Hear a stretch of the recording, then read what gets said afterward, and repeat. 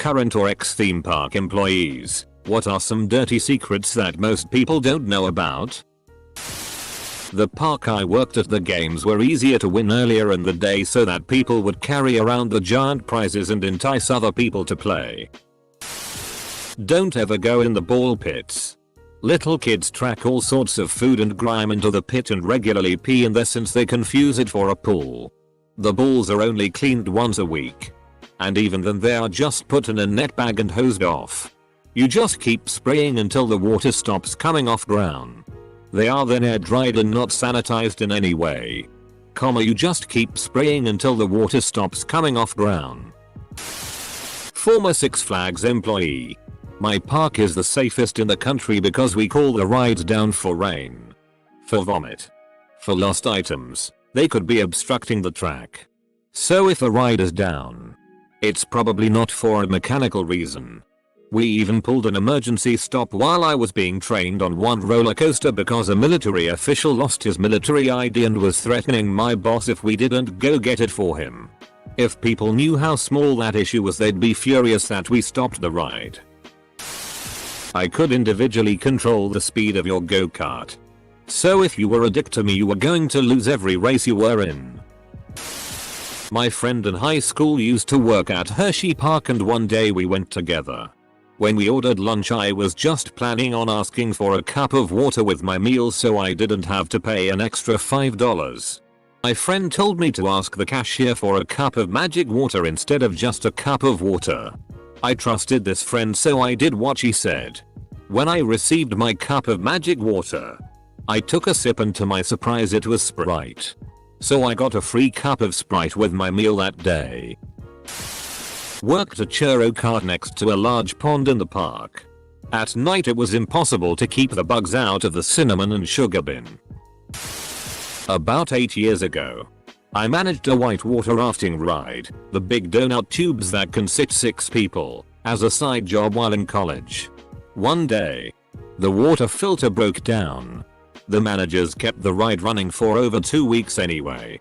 The water smelled so bad and turned dark green-brown. The inside of the raft smelled like a month-old porta potty. We were instructed to tell guests the water filter was broken but the water was clean. Which I'm pretty sure was a lie.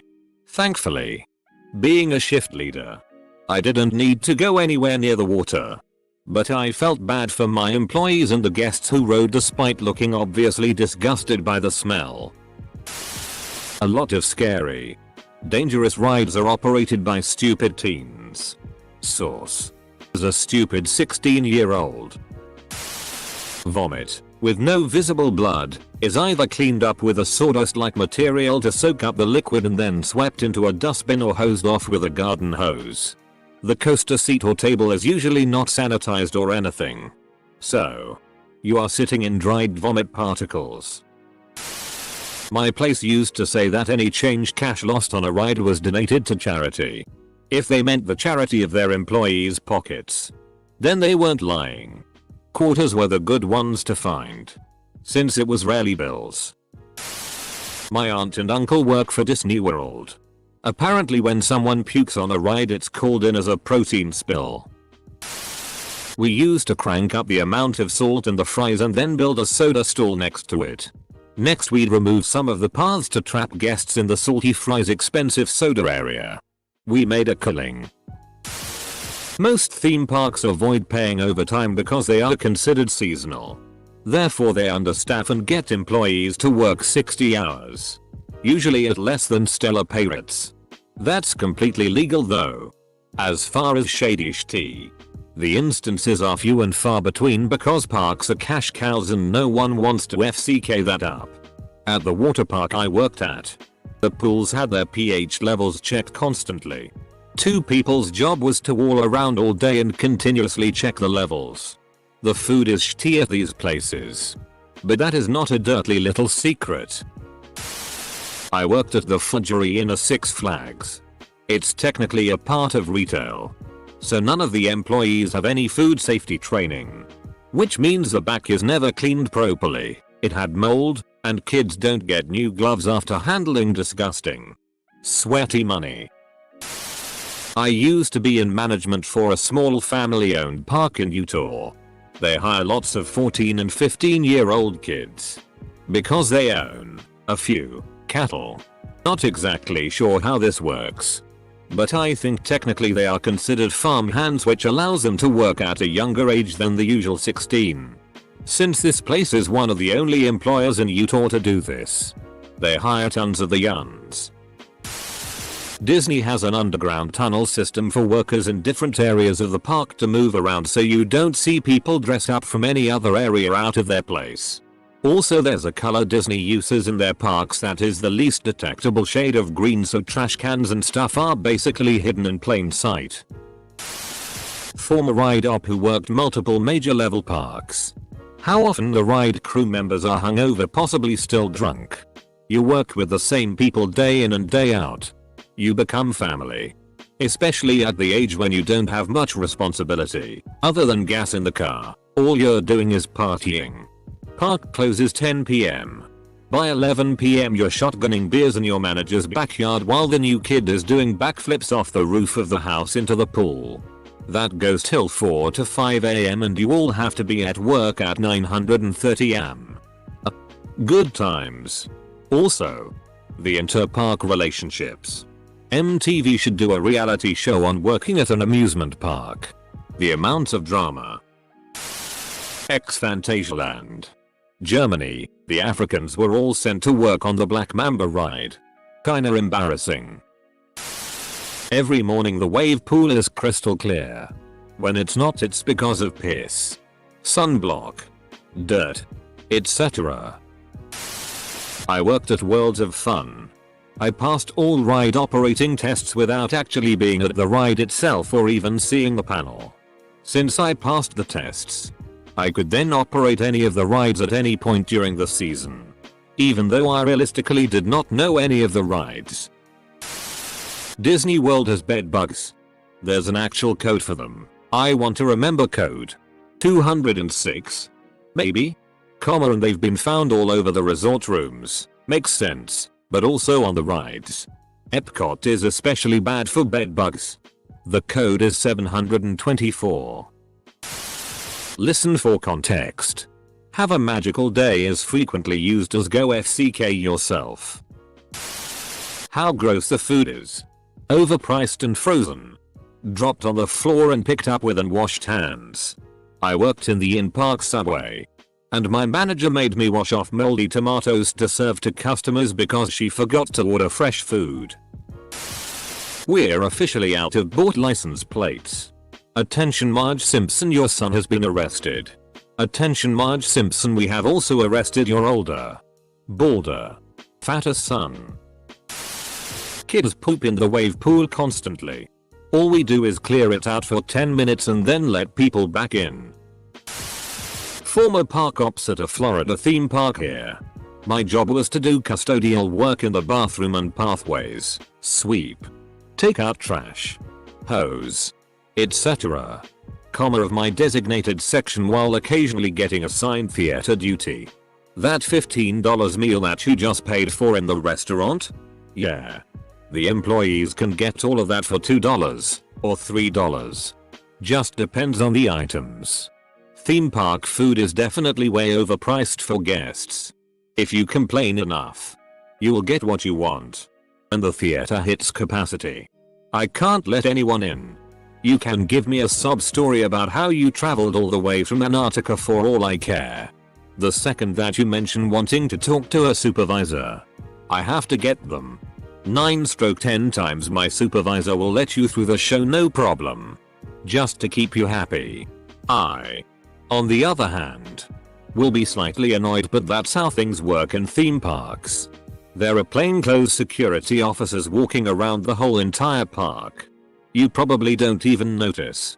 Please think twice before doing anything stupid, like having sex on the sky ride. Guy at a chicken tendies restaurant in the theme park was a farmer hick. Liked to do stupid pranks. Turnover was high, so a manager was 16 yo. Basically kids run them parks. Anyway, wanted to fry his boot in the deep fryer to see what would happen. Boot was caked in couch tea. He dropped it in. At this time a customer was bitching about not getting his french fries. Said I didn't pay $47 to come in this park and stand in a line all day. This was about 17 years ago now. Anyway. Hick farmer was getting annoyed with trying to tong his boot out of the fryer. Gets annoyed at the customer and throws the fries down. Fry basket right over the tea cake's boot.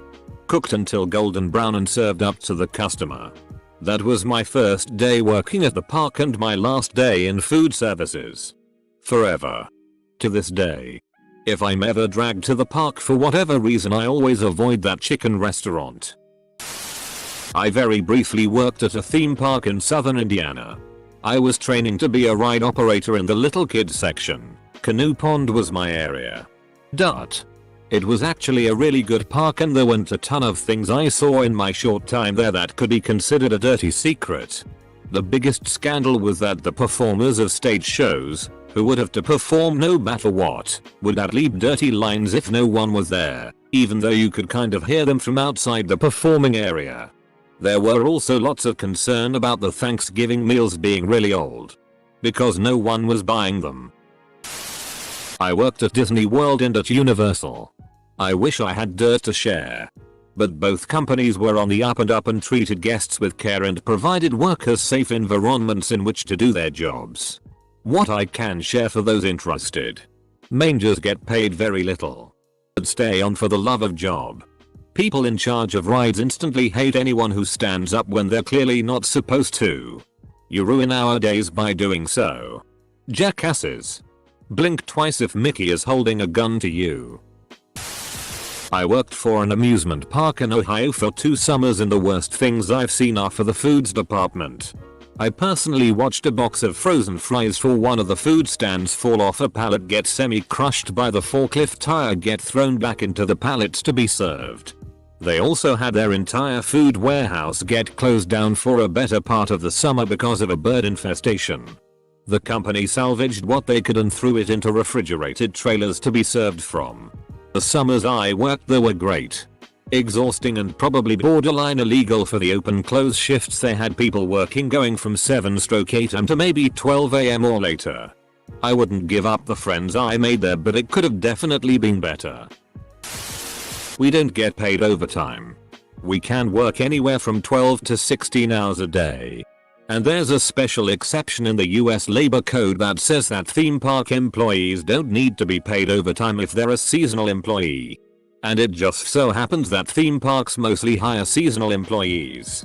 Chew on that for your next visit to a theme park north of the Mason-Dixon line. Beyond that, here's a tip. If it's a seasonal park, and they are looking to hire, for the love of God, do not apply at the start of the season. They'll tell you that there are more benefits. But if it's at the start of a season, they're understaffed. Which means you work double shifts. An employee in the park collapsed in early May after being on his feet for over 10 hours straight. Worked at a haunted house in one of the Cedar Fair amusement parks. Actors get beaten the FCK up on the regular. Part of it is fight or flight responses. Which is fine. The other part is just assholes. We usually have a spotter who wanders outside the house itself and passes along word of any unsavory guests or management on their way in. As for the park itself, the most notable thing I can think of was the preferential treatment. Anyone who was a family member, friend of high-end staff got in free. Got to go to the front of lines. Etc. Or investors lol. If there was a time in which a guest at on our ride was hanging from the ride, the protocol is to keep the ride up, and if they fall and die, they die. The fall would be around 50 feet or so. Edit. Also, there was a situation with a manager that let a kid that was too short to go on our ride on because the parents got angry enough and threatened to sue. When they got down to the loading area, the workers were instructed specifically not to measure the kid. Even after 3 different employees said this kid wasn't tall enough. Former janitor. Some parents don't give a FCK where they leave dirty diapers. Disney cares so much more about guests than cast. I had a good experience with the company. But I remember a time I told them I would get injured doing X thing. They made me do it anyway and didn't care until I sliced open my leg and my costume in front of guests. The tilt-a-whirl is slightly reclined when seated, so all your change, and phone possibly, will fall out of your pocket. Specifically check your seat after this ride. If I had $1 for every time someone lost money out of TH. Wait, I do have $1 for every time. Quite a bit, even ignoring the markups. Even if they gave a prize every time you played a dumb game, the park still wins. Semicolon. Let's see. Many of the people who you really would hope are mature adults and aren't drunk high. Full stop. Full stop. Well, are 16-year-old stoners. Full stop. Full stop. Full stop. They also live a very exciting life that makes annoying sitcoms seem reasonable. Guess who Jenny from X Roller Coaster was banging behind the fry stand? Full stop. Full stop. Full stop. I assure you I don't care, but you will tell me anyway. Many people are massively overworked. Never mess with ride ops. Safety is always number one, and I will kick you out of the park if you're threatening someone's safety, including your own. Listen to all the instructions even if you don't agree, because it's there to prevent you from being hurt. Was at Six Flags in NJ a few years ago where a guy was listening to music or WE on his phone. Ride op person said to take the headphones off, so he did. But the second they started climbing the hill, he put them back in. You could see it from the line, didn't even need cameras. The ride op girl looked so giddy to kick him out of the park. The park I used to work at is considered farmland for tax purposes. I worked at a traveling dinosaur themed carnival when it came through during college. I was in charge of one of the bounce houses. The generator constantly went out, causing it to deflate with kids inside.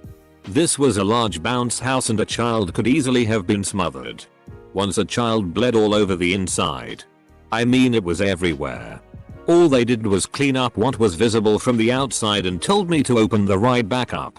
The generator caught the bounce house on fire at the end of the day once. The next day it was patched really poorly and the generator was still in the same spot. My friend started her period but wasn't given a break to go take care of it. So she bled through her clothes for 6 hours. When I brought up the issue of safety too many times, I was fired. I worked at the Washington State Fair at the Fisher Fair scones booth. One day we opened up a new bag of scone mix. Totally normal, we went through several bags a day. As soon as I opened it up, I saw some type of big bugs crawling around in the mix. Looked like a mix between a cockroach and a junebug. They were in several bags and I took them all to my manager, who looked inside a bag and said we still needed to use them because it was wasteful and would lose money if we threw them out. Made scones with those bags with bugs. People are obsessed with these scones and come by dozens at a time. Several people have died on the roller coaster. They just packed it up and moved it somewhere else when it got a bad name. I worked the grand opening of the place they moved this roller coaster to. I recognized it as being the same one that was at a previous park I used to go to that no one wanted to ride anymore because a few people died on it. They let the laborers that built the thing ride the rides after opening day. One of them came up to me and said, "Hey, my friend is afraid to ride that roller coaster. And he built the thing." What? How can he be afraid of heights? I saw him walking around on those tracks without a harness. No. He's not afraid of heights. He just knows how shitty it is. Years later, the park was in the news for, yep, someone dying again on that roller coaster. It must be the 4th or 5th person thus far. Which one? So I know to avoid it. I used to operate a roller coaster when I worked for an amusement park one summer. You'll be amazed at how much loose change accumulates under the rubber pads on roller coaster seats. During closing time, we'd clean up for the day and then stuff our pockets with as much coinage as we could carry. Grounds parties are the best parties. The basketball games aren't rigged. You'll just really fking suck at basketball.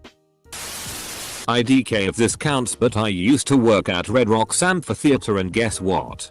Lots of people have died there. Usually 1-3 every summer. People overdose at concerts. Trip and crack their heads on the stairs. Fall trying to illegally climb the rocks. Etc. Not really an answer to your question. But I just got back from Six Flags. $80 to get in. $11 dry room temperature burger. $5 for 8 stale chocolate covered pretzels. And $5 for a Powerade. Theme parks are trash. I'll probably never go again. This is why it was so cool when I worked there. Free admission and 15% discount on everything. Backstage cafeteria had $5 burgers and fries, which were probably better than the food in the park. IDK though, I don't eat there, and I was making $9 an hour. Minimum wage in my state is only $7. Disney CM here. We hate guest. We hate our job.